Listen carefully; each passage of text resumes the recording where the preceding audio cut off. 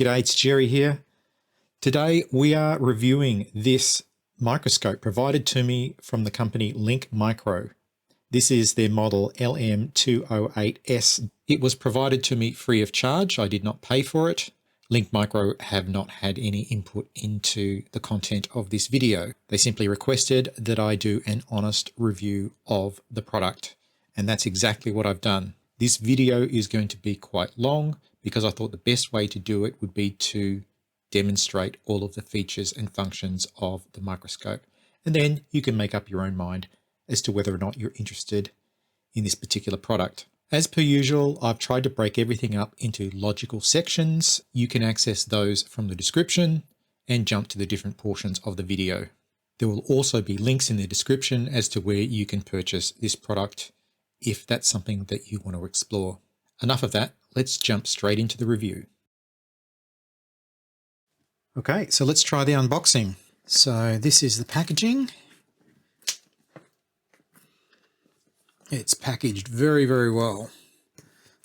Nice and solidly.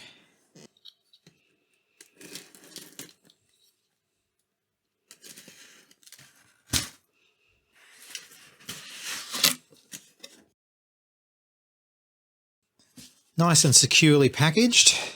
So we've got ourselves a manual in English. The screen. So here is the unit itself, the main unit.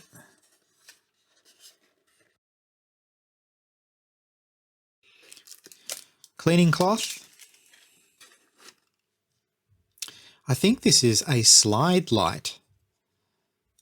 That's interesting. Pretty sure that's what it is. We've got ourselves an Australian adapter, which is good. Bits and pieces. USB-C. A USB dongle. Actually that is an SD card converter.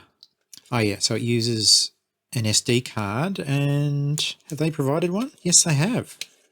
A 64 gigabyte SD card. I'm happy with that. Okay, this looks to be the mounting post. Aluminium.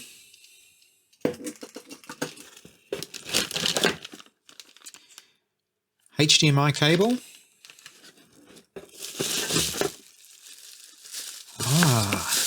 A ring light. Excellent. What's that? We've got some slides. We've got the base with some flexible spotlights on it and the cable. Wow. They have included everything you could possibly need. We've got 3 different types of lighting. We've got the flexible ones here. We've got the ring light, which is absolutely awesome. We've got the slides. Got some test slides there. They're going to be great. You know, they've included the HDMI cable as well. So there's really nothing to buy for this unit. I'm really impressed so far. Okay, so we've got the manual. It's in English. How to put it together. Take photos, recording.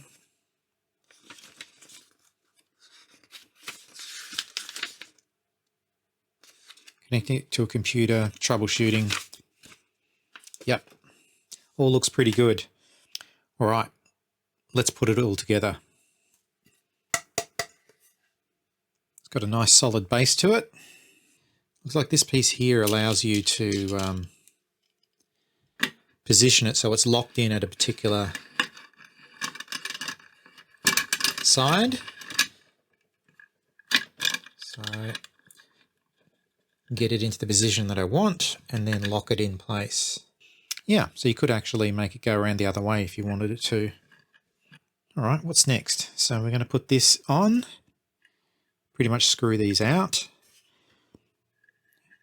They've got little plastic bits on the end so that you don't have the metal messing up the plastic of the microscope.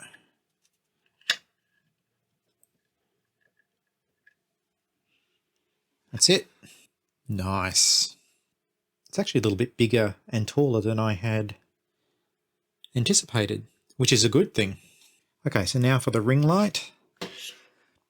This doesn't have any plastic bits on the end, so that's going to grab onto the plastic. There's not much you can do about that. Okay, so that was pretty easy to put on. So it looks like this ring light has an adjustable output on it. So next, I guess, comes the power. Oh, that's good. They go in the top. That makes it a lot easier to get to. So this one here is for the spotlight. Goes in down there. And that will go to the power brick. So just reading the instructions, it looks like if you want to capture the video directly to your computer, you would just unplug that and plug it into there and directly into your computer. So that's what that cable is for. It's something we'll definitely get to. So that's about it. So this is the ring light power adapter. It doesn't have an Australian adapter on it, but they did warn me about that. They said they didn't have any in stock at the time that they sent this to me. So that's not a problem. So we've got our remote control. I guess we'll need some batteries for that.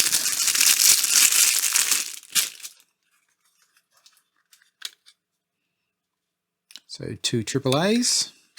We've also got these holders here. I'm not going to use them, but I might as well put them on just so that we can check that they do work and all that sort of stuff. I'm just not sure what these small Allen key screws are for. Probably should have put this on before I did the rest, but anyway. Yeah, so they're just spring-loaded clips and they can hold things flat for you. I'm never going to use them. The stuff that I do, I don't need those. Still not sure what these 2 things and the Allen key is used for. Maybe they're spare, but we'll keep them aside in case we need them. Okay, so let's start with the dimensions. So I believe this is a 10-inch screen. So diagonally, a smidge under 10 inches, about 25 centimeters. The width is 21.5. The height is 13 centimeters. The base is 20 centimeters deep and 17.75 centimeters wide. Put this right up to the top and we'll measure the distance. I reckon the ring light could go up a little bit, but let's just call it 22 centimeters from the base plate to the ring light. Yeah, you can pretty much bring it all the way down to the bottom and touch the plate. So the slide mechanism is 8 centimeters wide, 5 centimeters tall, and about 4 centimeters deep. HDMI cable is 1.5 meters. This is the USB cable that you can connect it to your computer so you can record directly to your computer. And that's a bit over a meter, so 1.2. These are the controls. And it looks as though we've got about 1.5 meters of cable plugging into the power adapter. Before we even get into reviewing this model, I should probably tell you that I've had one of these style of microscopes for a while, and I've got some pretty strong opinions about them. So I just want to tell you that I think this style of microscope should be everyone's first microscope, unless you absolutely know that you need something different, because as a general purpose microscope, it's fantastic. A couple of things that I discovered after using one of these that wasn't really a feature. Firstly, it doesn't seem to matter how much space I have, I never have enough. So having a little unit like this that you can pick up and put aside is fantastic. It's a really great feature of these. The second thing, I mean, it's obvious that it has a screen and that's really great. What I didn't realize was I've spent my whole life essentially looking down at my hands and working away down here and looking down. And my current microscope actually is one that's on an arm and it moves down like this and I have to watch it on a monitor. I really find that disconcerting, having my hands down here but watching over there.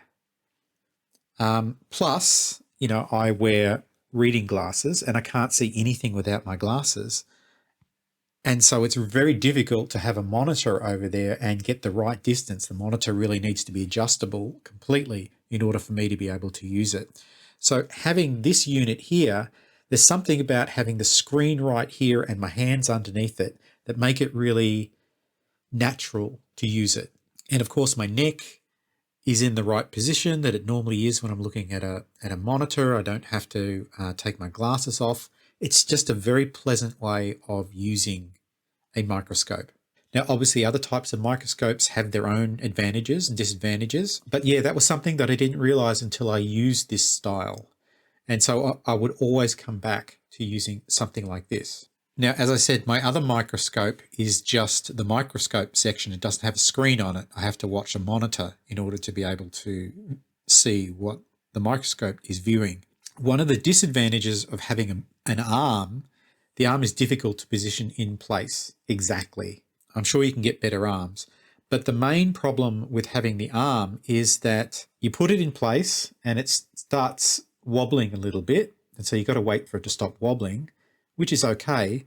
But what I discovered was if you attach the arm to the same table, that every time I touched the table, it would vibrate a little bit because everything is blown up. It really looks terrible. So I've had to put the arm attached to a table that's next to the table that I'm using so that every time I touch the table, I don't move it.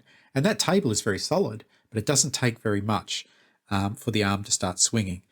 So this is on a nice aluminium pole here. It's got a nice metal, thick metal plate here. And so it's pretty much not going to move very much. So I do like that. So connection wise, we've got a power pack adapter over here. It's connecting into this manual sort of remote control gadget here. And the light ring is completely separate and it's powered by 240 volts. So we've got the power plugged into the back and we can turn it on using this. So our lights come on. If you don't want them pointing down, you could obviously just point them away. If we want to use the ring light, it has its own control. I love that ring light.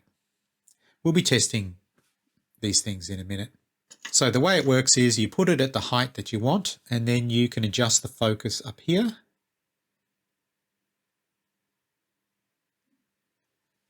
And there you go. So you can use the goosenecks to get in there.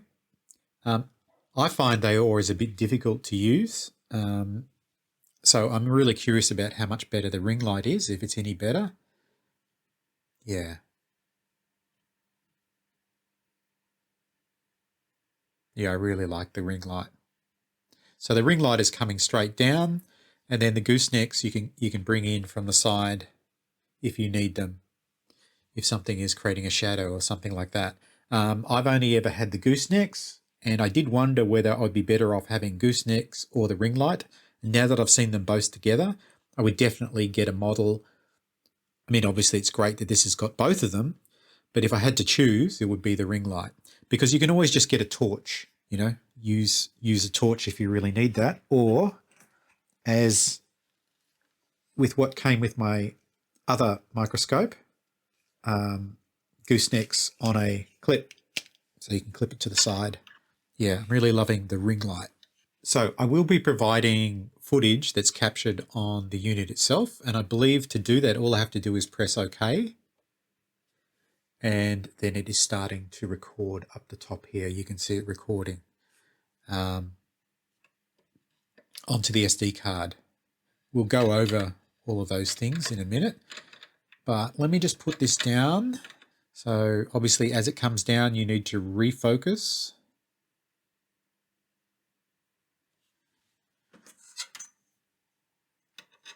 So that's at about 11 centimeters. Let's keep going down and see. So that's at 4 centimeters. Yeah, so you can see the individual tool marks now on the tool itself. And this screen, this is like a 10-inch screen. It's beautiful. It's crystal clear. Absolutely love it. So I believe we can also take pictures. So I'm not sure if we can do both at the same time. Yeah, so it did stop there for a second. So it's still recording video, I believe. We'll have to check it. And now I'm pressing the picture and it says capture. So yeah, so you can take video and you can take pictures by pressing that, and we can stop taking video by pressing OK. And I believe it should also be recording my voice. So it has a microphone built into it. Why don't we just quickly check the video and see if what I'm thinking is true. So pressing OK has stopped it again. Let's check that video. So yeah, so you can take video and you can take pictures by pressing that, and we can stop taking video by pressing OK. And I believe it should also be recording my voice. So it has a microphone built into it. Why don't we just quickly check the video and see if what I'm thinking is true.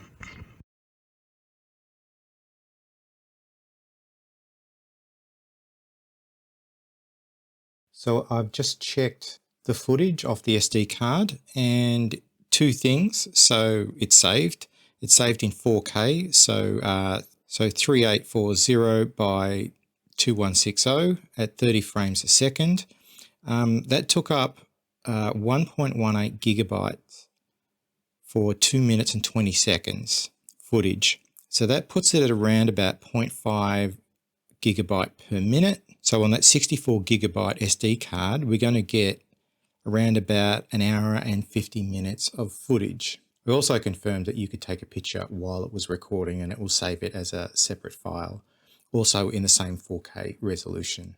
We'll get into all of the different recording modes a little bit later. For now, let's go through all of the menu options. Okay, so let's go through the menu system.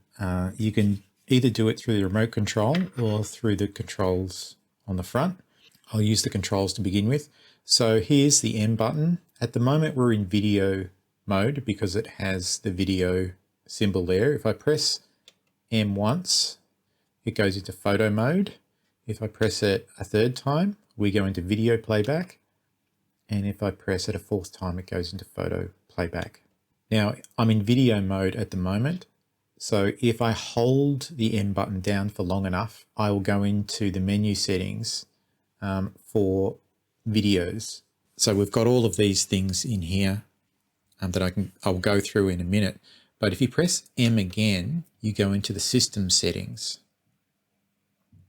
Now if I get out of that, if I press M again, so it's in camera mode, and then I hold down M to go back into the menu system, I now have the menu items for setting up the photos, the resolution, the ISO settings, etc.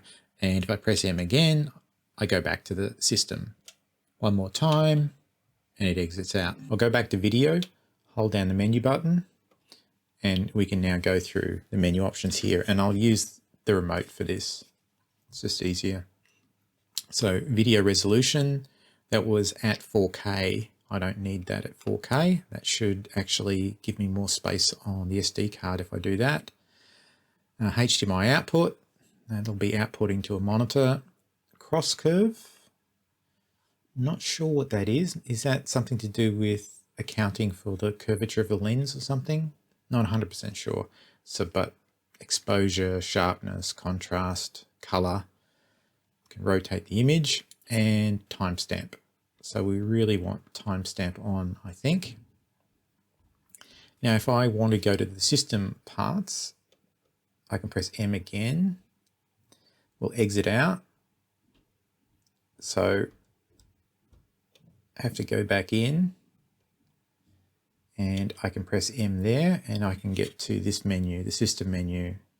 And so I can set the date and time, all of these things. So format the SD card, and what version are we running? The 10th of the 1st, 25, version 2v1, seems pretty recent. And of course you can reset all of the settings that you changed.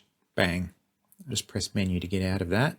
So if I press the mode button, we can get it into camera mode. Now if I go into the menu, we've got the settings for the camera. Pressing menu again will then take me back to the system settings. So yeah, that's how it works. So on the controller itself, we've got more controls. We've got a freeze button or a pause button. The mode button is there. We've got a zoom button that goes up to 8 times zoom, so that's digital. We've got a brightness up and down. That's the brightness of the picture. It's not controlling the goosenecks or anything like that. We've got 50 hertz / 60 hertz. Perhaps it's for the monitor, the output for the monitor, to set it to 50 or 60 hertz. We've got this plus button, which brings up the grid that you can use to measure things, or at the very least, you can calculate the measurements of something using the grid. Then we've got sharpness, contrast. This one's interesting. We've got inverse, so it inverses the color. We've got black and white. This big button down the bottom is rotating the image. And then we've just got a big old default set. So this is going to reset everything to its default settings. So it'll wipe everything, including the date and time if you've set it. So it's a pretty dangerous one to have on there, to be honest. I'm just curious to try this grid and see if it works how I think it does. So this is a lovely thing. This is a watch mechanism. And I thought I would just put it over here and then count how wide it is. It's 620 wide. Put a ruler under there and go to 620. That is around about 2.567, 2.7 on the ruler. Where's my calculator? So let's divide 2.7 millimeters by 620, and we get that 0.00435. So if we take something else, this is an Australian dollar, still got the Queen on it. God rest the Queen. It's 580 on this grid. So if we take that and times it by 580, we get 2.52. And what is the width of an Australian coin? Pretty much that. So yeah, so that's a handy little grid. So I wonder if I take a picture, whether that will come out in the picture.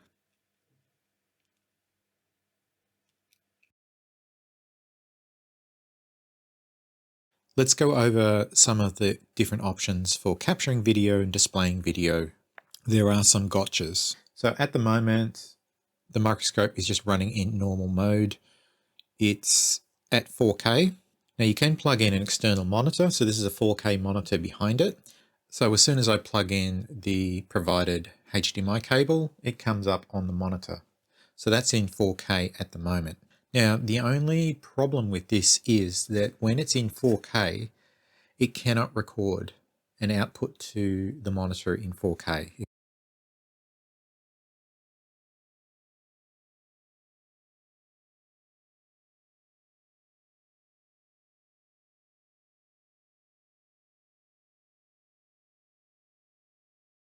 If I try and start recording, it won't. It will take pictures in 4K, but it won't record video in 4K. If I change it down to high definition, not 4K, then we'll be able to record video.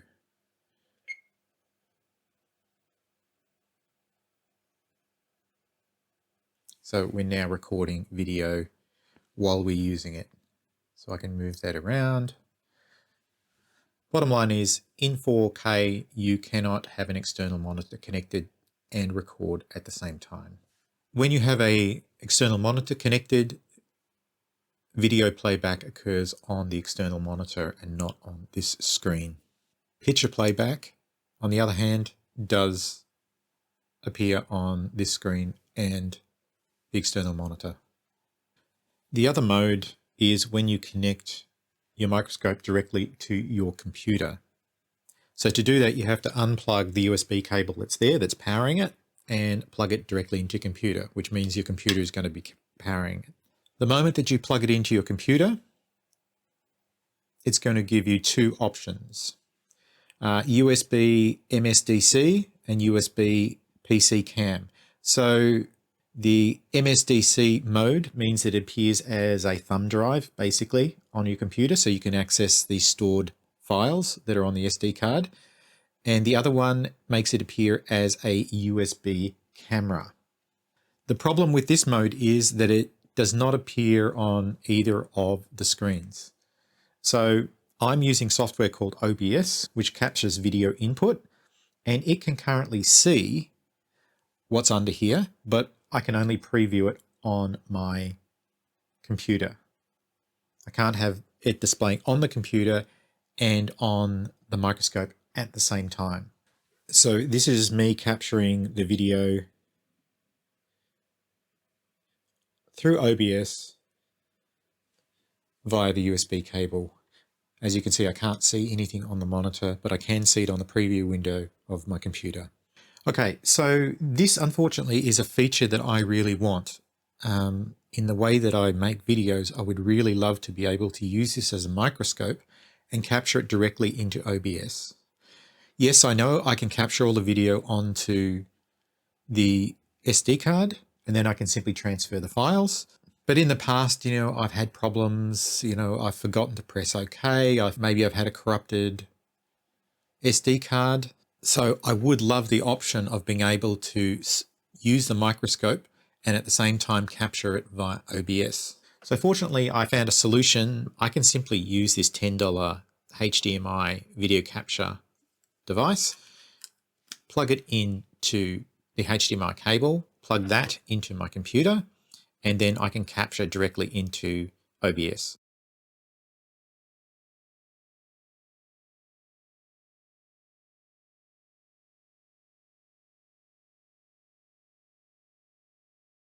Obviously, that's just me.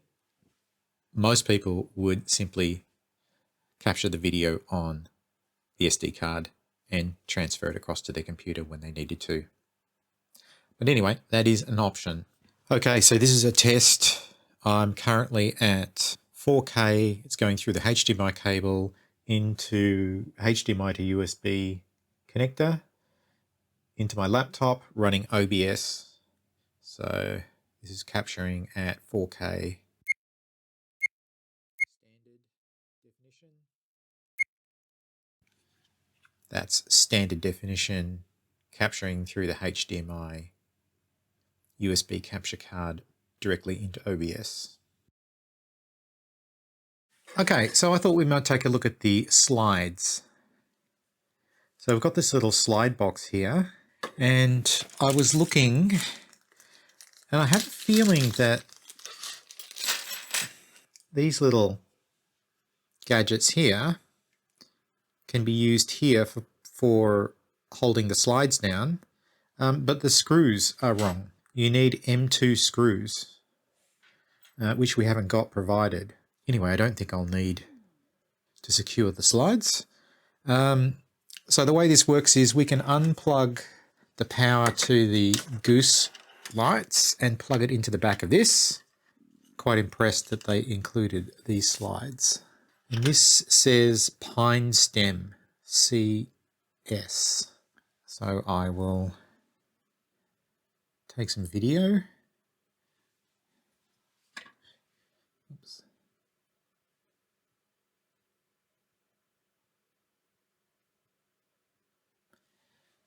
How very, very cool. This one says Honeybee Worker Leg Composite. Whoa. How cool is that? The leg of a honeybee. Okay, so you can't zoom while you're recording. We can zoom in. We should be able to take a picture. It looks as though it didn't, the zoom only happened on the screen. Looks like when it took a picture, it did so just through the lens. So, I mean, that makes sense because you would blow it up yourself in the actual picture. Epidermis of onion.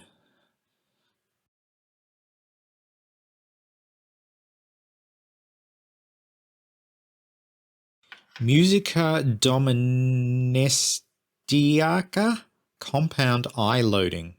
Ooh.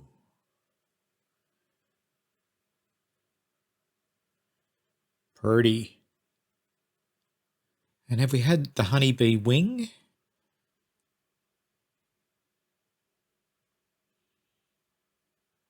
That's cool. Very nice. I love it that they have provided slides with this. All right, so let's have a look at some work dimensions here underneath the microscope.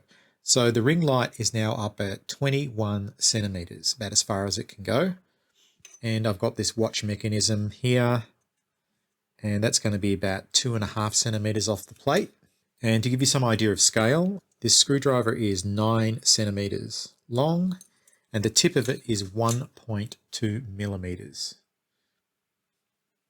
So we're looking at a 1.2 millimeter tip here, and there's plenty of space under here for me to work at. And I can drop that down as well. So if I was to drop that down a bit more, that's around about 15 centimeters. So plenty of room at 15 centimeters.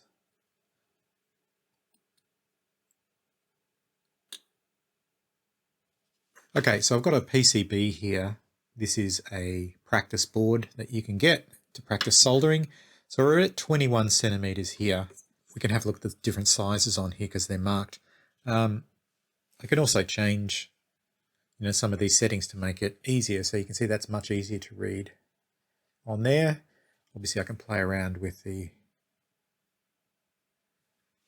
lighting. The thing is, I don't think you can change these sort of settings once you're recording. So I'm going to start recording, and I can't change the color or the inverse color or anything like that. So that's one of the limitations of recording. Yeah, so you can see the different sizes here.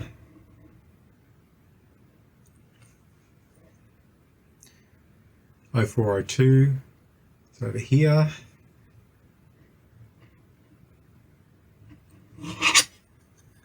Yeah, so you can get a bit of an idea about sizes from that. So here is my full-sized soldering iron, and I've got plenty of room under here if I need to do some soldering.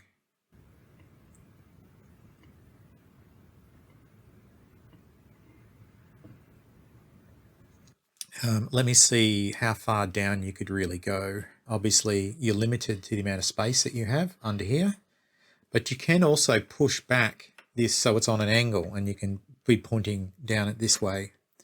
But let me just go down so until I feel comfortable that I could still work on a board like this. So that's 15 centimeters.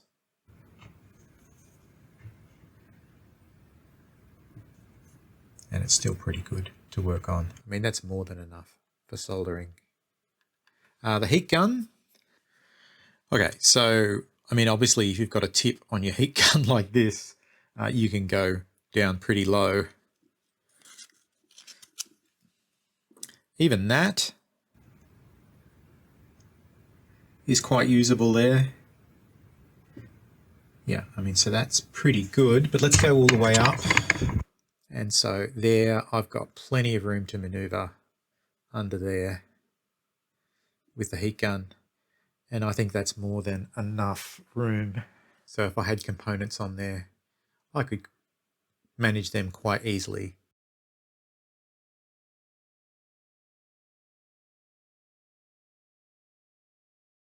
So there's just a lot of room here. That's more than enough for me to work even on 0402 components, which is about as small as I would go. But there's still plenty of room to work under here. So I've just realized I've gone through most of the video and I've still got the screen protector on. So for those of you that stuck around till the end,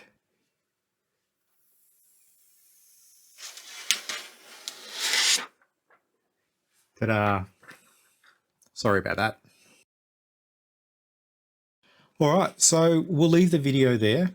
Hopefully I've provided enough information for you to make an informed decision as to whether or not this style of microscope, and indeed this model of microscope, is something that you'd be interested in All the details will be in the description.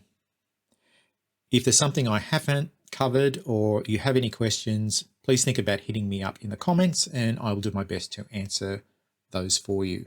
If you like this sort of video, think about subscribing to my channel, leaving me a comment, all of that good stuff, and I'll catch you on the next video. Ciao.